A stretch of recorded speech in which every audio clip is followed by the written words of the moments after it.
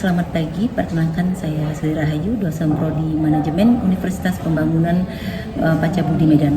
Spesialis saya adalah mengajar di bidang konsentrasi manajemen sumber daya manusia. Pada hari ini saya akan menjelaskan tentang teknik pengajaran saya dengan metode delivery, introduction, dan assessment. Pada salah satu mata kuliah saya yang saya ampu yaitu manajemen sumber daya manusia yang mempunyai bobot 3 SKS. Sebelum lebih lanjut teknik pengajaran saya, terlebih dahulu saya akan menjelaskan deskripsi singkat yang luarannya yang diharapkan. Perkuliahan ini membahas berbagai isu terkait dengan manajemen sumber daya manusia, baik dari perilaku individu maupun kelompok di tempat kerja, dan penelitian yang akan dikembangkan oleh mahasiswa, mencakup bidang perilaku organisasi maupun sumber daya manusia. Berbagai bidang pembahasan diberikan untuk memahami berbagai struktur dan fungsi perilaku manusia dalam kehidupan organisasional dan praktek sumber daya manusia. Perkuliahan ini mempunyai 16 pertemuan yang yaitu di 14 pertemuan itu adalah membahas tentang materi-materi yang akan dijelaskan. Kemudian 2 pertemuan adalah ujian tengah semester dan ujian akhir semester. Nah, untuk pertemuan pertama adalah mahasiswa dan dosen saling memperkenalkan diri, kemudian membahas tentang kontrak kerja, baik itu bobot penilaian untuk mahasiswa dari dosen ke mahasiswa, kemudian menjelaskan apa-apa saja mata kuliah yang akan diajarkan. Untuk pertemuan kedua adalah memahami tentang proteksi sumber daya manusia, kemudian pertemuan ketiga tentang keamanan, kesehatan, dan keselamatan kerja atau K3, kemudian pertemuan keempat harapan karyawan dengan strategi perusahaan melalui komunikasi, pertemuan kelima adalah pemeliharaan hubungan kerja, pertemuan keenam pemeliharaan serikat pekerja, kemudian pertemuan ketujuh konflik kerja, kemudian 8 ujian tengah semester, pertemuan ke-9 adalah stres kerja, pertemuan ke-10 kompensasi dan balas jasa, kemudian pertemuan ke-11 disiplin kerja, pertemuan 12 pengukuran kinerja menggunakan balance scorecard, kemudian pertemuan 13 analisis dan rancang pekerjaan, pertemuan 14 pemeliharaan hubungan industrial, kemudian pertemuan 15 hubungan industrial Pancasila, dan terakhir adalah pertemuan ke-16. Pertemuan terakhir adalah ujian akhir semester. Demikian adalah yang dapat saya paparkan.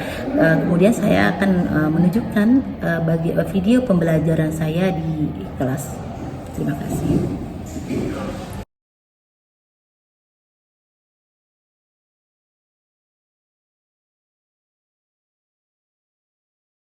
Assalamualaikum warahmatullahi wabarakatuh. Waalaikumsalam warahmatullahi wabarakatuh. Iya, selamat pagi semuanya. Salam sejahtera untuk kita semua. Baik, hari ini kita masuk ke pertemuan ketiga tentang manajemen sumber daya manusia, di mana di sini saya akan melanjutkan materi kita dari yang kemarin adalah Itu kita sudah belajar tentang manajemen sumber daya manusia. Ini kelanjutannya adalah K3, ya. Baik kakak abang, karena kita masih situasi pandemi ya, COVID ya. Jadi saya harapkan di sini ada 3M. Yang pertama apa? Memakai masker. Pakai masker dulu kan? Udah lupa ya. Oke. Yang kedua apa? Menjaga jarak. Ya, seharusnya nih jarak kita ini agak dikit ya, karena harus menjaga jarak. Ya, tolong dijaga jarak juga ya. Ya, ya, sesuai dengan himbauan dari pemerintah dan untuk kesehatan kita juga ya. Dan yang ketiga apa? Mencuci kaki. Tentu saja mencuci tangan. Oke, kakak abang, kita lanjut ya untuk materi pembelajaran kita. Baik. Oke, di sini kita akan belajar tentang K3 ya, di mana di situ setiap perusahaan tentu akan mempunyai safety-nya ya untuk pekerja-pekerja atau karyawannya. Dan di sini kita akan belajar di mana kita lanjut ya. Oke. Ada kesehatan, keselamatan, dan keamanan kerja. Iya, menurut kalian sendiri kalau misalnya dalam suatu perusahaan itu tidak ada K3-nya bagaimana? Ada yang bisa menjawab? Ada yang bisa menjawab? Bagaimana kalau perusahaan tidak ada K3? Ayo silakan. Ayo. Bagaimana? Silakan. Kalau misalnya dalam perusahaan tidak ada K3, apa yang terjadi dalam perusahaan itu? Ayo, siapa yang mau jawab? Silakan. Abang silakan bang. Kalau tidak ada K3 dalam perusahaan gimana bang? Bang Heki ya, Bang Heki ya. Iya. Bagaimana bang kalau tidak ada K3 dalam perusahaan? Apa tidak ada jaminan kesehatannya? Iya. Jika terjadi kecelakaan di tempat kerja. Karena jika ada K3, jika ada kecelakaan di pekerjaan akan ditanggung oleh perusahaan. Oke, baik. Ada lagi? Ada lagi yang mau nambahin dari Bayi Haki? Ada? Gak ada kakak? Gimana kak? Gimana menurut kakak kalau misalnya tidak ada di perusahaan tidak ada K3-nya, tidak ada proteksi keamanan untuk karyawannya? Bagaimana kak menurut kakak? Gimana perusahaan itu bagaimana kalau misalnya tidak ada proteksinya dalam perusahaan? Ada yang lain atau ada yang lain kak? Silakan kak Bagaimana kalau tidak ada K3-nya dalam perusahaan tersebut? Kalau K3 nggak ada dalam perusahaan, kemungkinan itu tuh perusahaan itu dipertanyakan satu. Kenapa nggak ada? Sementara di zaman sekarang ini kan itu harus seperti BPJS Kesehatan, semua itu pasti wajib. Oke.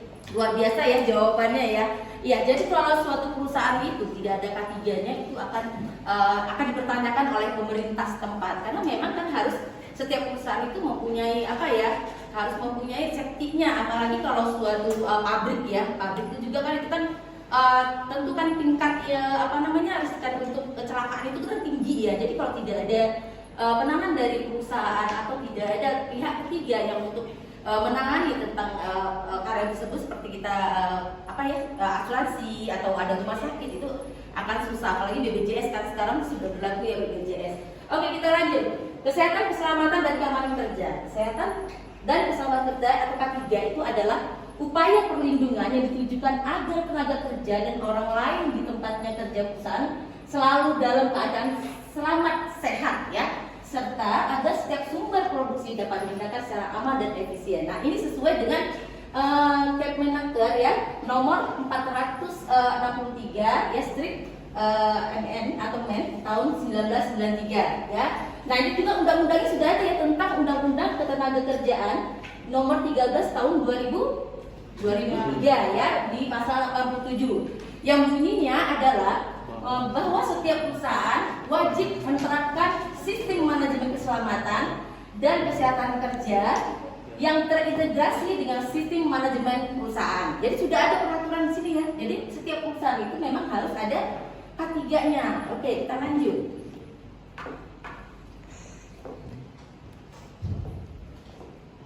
Nah, di sini juga ada keselamatan kerja, ya. Nah, ini kalau misalnya keselamatan kerja ini adalah merupakan dari K3 tadi ya. Karena tadi ada keselamatan, kesehatan, dan apa lagi tadi? Dan untuk menanggulangi kecelakaan dari K3 tadi ya.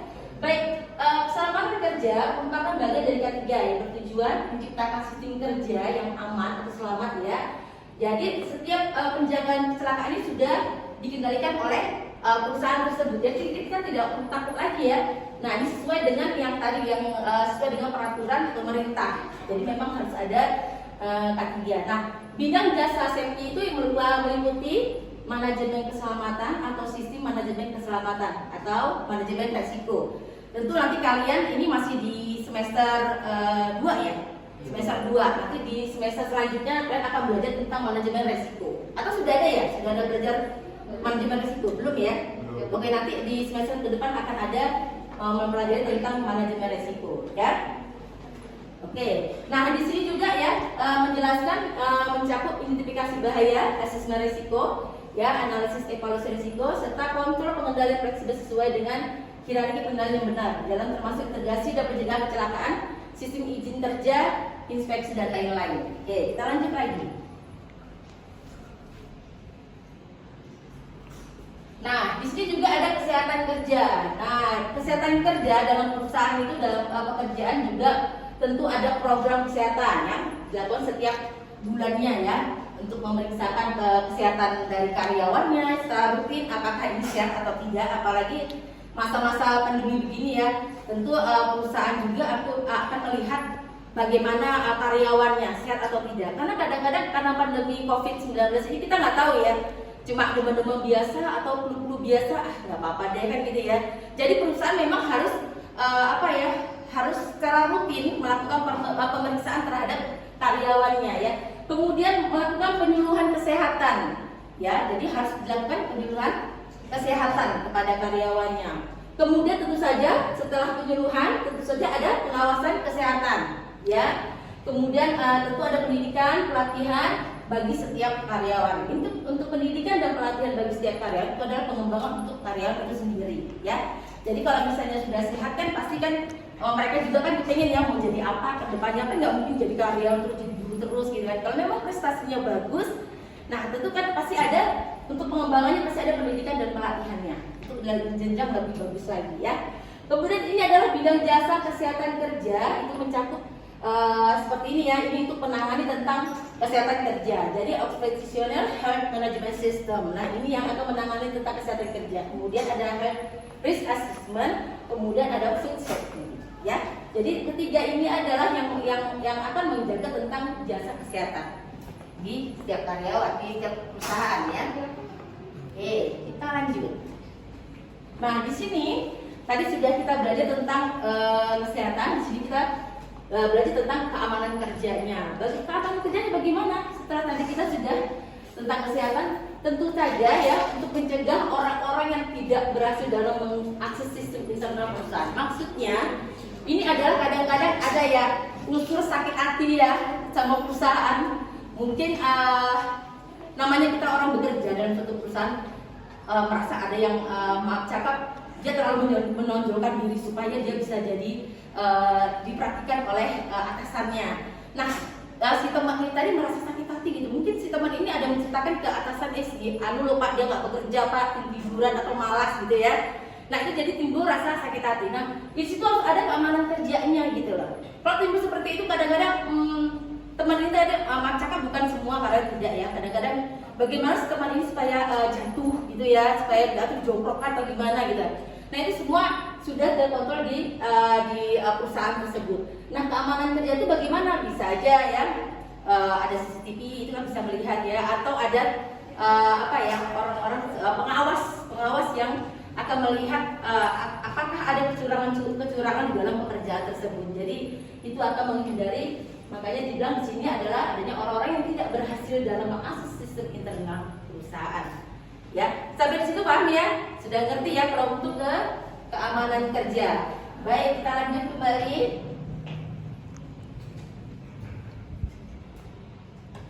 Nah, apa sih tujuan dari K3 tersebut? Pasti kan ini bertanya-tanya nih. Emangnya penting ya K3 tersebut dilakukan di perusahaan gitu ya? Pasti kita bertanya-tanya ya. Baik, jadi kita balik lagi berdasarkan dari Undang-Undang Nomor 1 Tahun 1970 tentang keselamatan kerja, bahwa tujuan keselamatan dan kesehatan kerja itu adalah berkaitan dengan mesin ya, karena dia kalau misalnya orang bekerja apalagi di perusahaan besar itu pasti berkaitan dengan mesin, peralatan, kemudian landasan tempat kerja dan lingkungan tempat kerja. Itu supaya mencegah terjadinya kecelakaan dan sakit akibat kerja ya. Pasti ada, nanti kan saya akan tampilkan video yang menampilkan bagaimana di perusahaan besar itu rentan terjadinya kecelakaan. Kemudian memberikan perlindungan pada sumber-sumber produksi sehingga dapat meningkatkan efisiensi dan produktivitas. Ya, seperti ini ya. Kalau misalnya di perusahaan besar, tentu kalau misalnya supaya pakai helm ya, supaya kalau misalnya ada terjadi sesuatu yang jatuh, nggak langsung kena kepala, nggak bocor, jadi kenanya di helm ya. Nah ini untuk perlindungan diri. Kemudian nanti di mata kadang-kadang kalau misalnya perusahaan yang itu kan apinya suka ya, apinya atau debunya itu suka masuk, jadi kadang-kadang harus pakai kacamata untuk menghindari mata kita supaya tidak terkena langsung ya. Kemudian di sini juga ada baju ya, baju pengamannya. Kemudian ada sarung tangan, ada sepatu. Nah ini adalah untuk melindungi karyawan tersebut dari bahayanya yang akan dihadapi dalam suatu pekerjaan dia. Ya, oke, kita lanjut. Nah, ini menurut Nomor tahun 92 tujuan keselamatan dan kesehatan kerja K3 ada sebagai berikut. Jadi melindungi tenaga kerja atas hak dan keselamatannya dalam melakukan pekerjaannya untuk kesejahteraan hidup dan meningkatkan kinerja. Ya, jadi kalau misalnya tidak ada K3 maka karyawan tadi merasa terancam juga nih, wah bahaya juga nih kita kerjanya berat ya, apalagi sampai manja-manja gitu. Kalau nggak ada K3-nya gimana? Kalau misalnya jatuh nggak ada proteksinya juga kan bingung juga kan gitu ya. Jadi memang harus ada K3-nya atau ada untuk melindungi tubuh kita. Kan nggak mungkin juga kita kerja dengan kondisi seperti ini ya, tidak ada perlindungannya. Kemudian menjamin keselamatan orang lain yang berada di tempat kerja ya. Kemudian memberi produksi dipelihara dan digunakan secara aman dan efisien. Ya, jadi kalau misalnya menjamin keselamatan orang lain di tempat kerja, tentu saja kadang-kadang kan teman kita ini nggak ngerti nih, mesin itu masih hidup aja gitu kan, tiba-tiba bisa aja tangannya masuk atau gimana gitu kan. Itu sebetulnya kita menjaga juga. Kadang-kadang teman kita kadang nggak ngerti kan, yang tahu adalah kita. Jadi itu juga menjaga teman kita apabila dia mendekati pekerjaan yang sedang kita lakukan. Ya, sampai sini paham ya yang sudah saya jelaskan ya? Paham. Oke, kita lanjut kembali. Nah, ini faktor-faktor yang mempengaruhi K3. Ya, yang pertama adalah beban kerja. Nah, ini beban kerja itu tentu saja berupa beban fisik, mental ya, sehingga penempatan pekerja yang sesuai dengan kemampuannya perlu diperhatikan. Nah, itu kadang-kadang sebagian perusahaan memang sih ada yang memperhatikan tentang beban kerja, tapi ada juga perusahaan yang nggak mau tahu. Yang penting kalau sudah jadi pekerjanya, beban kerja ya dilakukan saja sesuai dengan job desk yang diberikan oleh perusahaan ya. Kemudian yang kedua adalah kapasitas kerja. Nah, ini kapasitas juga ya mempengaruhi. Kalau misalnya dalam pendidikannya kayak kalian misalnya tamat S1 ya mungkin kapasitasnya tidak begitu terlalu banyak kali ya, masih agak mungkin jadi pengawas atau jadi pimpinan gitu ya. Tapi sebetulnya itu adalah tidak jauh beda dengan beban kerja yang diberikan oleh perusahaan. Cuma bedanya kalau misalnya jadi pemimpin, otak kita yang bekerja. Kalau jadi karyawan bisa aja fisik juga bekerja, otak juga bekerja, ya. Oke, yang ketiga adalah lingkungan kerja, ya. Lingkungan kerja yang berupa faktor fisik, kimia, kemudian biologik, agronomik maupun psikososial. Nah, ini lingkungan kerja juga mempengaruhi juga ya dari faktor-faktor yang mempengaruhi ketiga, ya. Karena kita kalau misalnya lingkungan ini itu nggak sehat, nggak bersih juga, itu bisa mempengaruhi kesehatan kita juga, ya. Oke, kita lanjut. Gimana? Masih ini kan? Masih fokus ya? Masih Bu. Masih ya? Jangan terlalu tegang, kita nyantai aja belajarnya ya. Oke, di sini ada aspek-aspek ketiga. Aspeknya apa saja? Ada lingkungan kerja tadi ya. Kemudian tentu saja ada alat kerja dan bahan. Kalau nggak ada alat kerja dan bahan, nggak bisa kerja juga, sama aja ya. Kemudian yang ketiga adalah cara melakukan pekerjaan. Itu biasanya nanti perusahaan itu melakukan, kita adalah pentingnya pendidikan dan pelatihan. Nanti diajarnya bagaimana cara melakukan pekerjaan. Oke, kita lanjut lagi. Nah, ini dampak tidak berlakunya K3 dari yang saya tanyakan ya. Nah, ini dampaknya adalah kalau terjadi cedera ya seperti ini ya. Nah, ini seperti ini ya. Nah, terjadi cedera. Nah, disebabkan perusahaan tidak melakukan pemeliharaan ya. Berarti perusahaan tidak melakukan pemeliharaan dan pemeriksaan berkala terhadap peralatan-peralatan yang ada di perusahaan ya, sehingga karyawannya jadi mengalami cedera. Ya, bahkan yang terparah bisa mengakibatkan kematian dan cacat ya. Nah, itu tadi. Jadi memang setiap perusahaan itu tentu harus ada pemeliharaan peralatan ya, jadi supaya tidak terjadi seperti yang ada di gambar ini. Oke, kita lanjut. Nah, yang selanjutnya tadi kita sudah tahu ya, kemudian menimbulkan penyakit. Nah, jadi perusahaan juga ya harus menjaga kebersihan dari perusahaan tersebut, jadi tidak ada penyakit yang timbul. Nah, jadi kalau misalnya tidak menjaga kebersihan lingkungannya juga, nah itu kan penyakit pasti ada ya, kayak misalnya air tergenang atau apa tidak dilihat, jadi ada nyamuk-nyamuk Aedes aegypti tadi kan sebagai penyakit juga dan lain sebagainya. kemudian memberikan kerugian ya. Jadi kalau misalnya tenaga kerja mengalami kecelakaan, apalagi tenaga kerjanya adalah tenaga kerja yang memang potensial, yang memang dibutuhkan, memang dialah yang mengerti tentang peralatan yang ada di perusahaan itu. Nah itu kan jadi memberikan kerugian ya.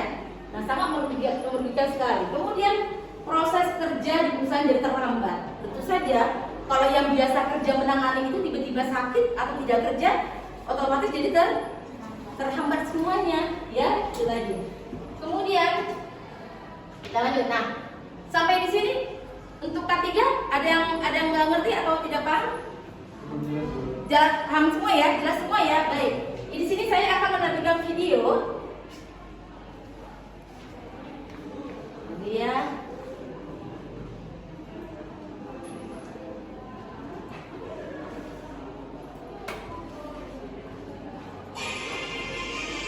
Oke, di sini saya akan menampilkan video tentang K3 ya.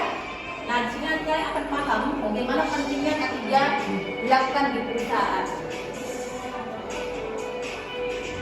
Oke, ini adalah perusahaan besar ya. Nanti kita akan tampilkan kalau tidak ada K3 ini. Indonesia telah menyerap sebanyak sumber daya manusia. Hal ini termasuk salah satu tujuan Millennium Development Goals, yaitu upaya menciptakan tenaga kerja dan produktif serta mengejar upaya.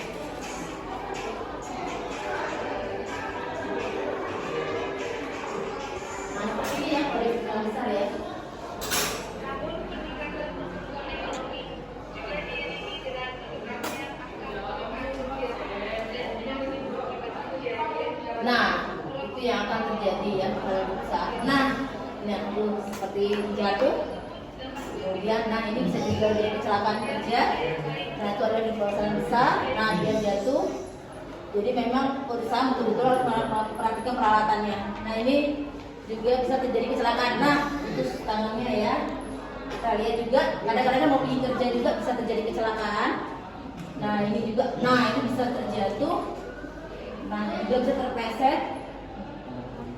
Nah jadi kebakaran, terjatuh. Nah ini akan selalu terjadi di perusahaan-perusahaannya ataupun di jalan. Oke, sampai jatuh juga ya kecelakaan. Nah itu terjadi. Ini padahal sudah pakai ya, sudah pakai apa? Juga tetap terjadi. Nah ini. Ya, di Indonesia berdasarkan data dari BP Jam Sostek pada tahun 2011 ya. Nah ini kecelakaan sangat ya, kasusnya sangat tinggi sekali. Nah ini data kerugian kecelakaan kerja 4% dari produksi sendiri itu. Nah 280 triliun. Tapi sekarang itu sudah bagus ya, sudah banyak perusahaan yang memakai K3. Nah ini salah satu upaya untuk menekan angka kecelakaan kerja adalah menerapkan budaya K3, kesehatan, keselamatan dan kesehatan kerja ya. Antara lain melalui kegiatan safety briefing. Nah, jadi melakukan briefingnya dan jadi ada melakukan pemeriksaan ke peralatan supaya terhindar dari nah ini untuk menghindari Angka 3 yang optimal tempat kerja dalam rangka pengendalian risiko yang berkaitan dengan kegiatan kerja tetap harus pakai. Jadi kalau saya kerja juga kan kepalanya dia nggak sakit ya. Kemudian pakai baju. Nah, ini yang akan dipakai di setiap perusahaan besar.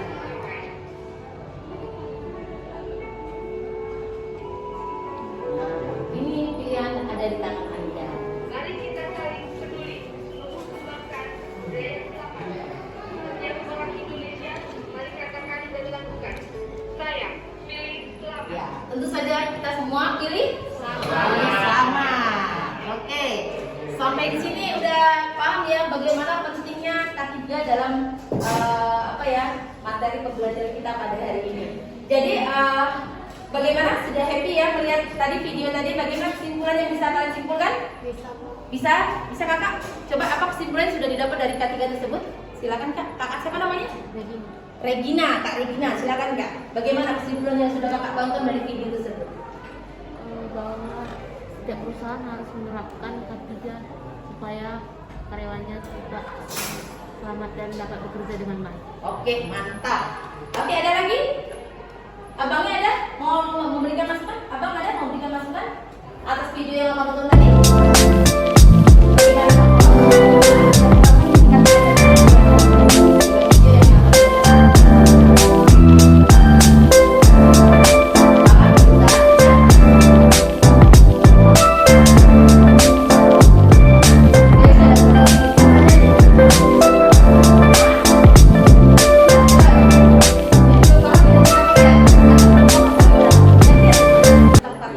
Ngerti ya? Paham ya?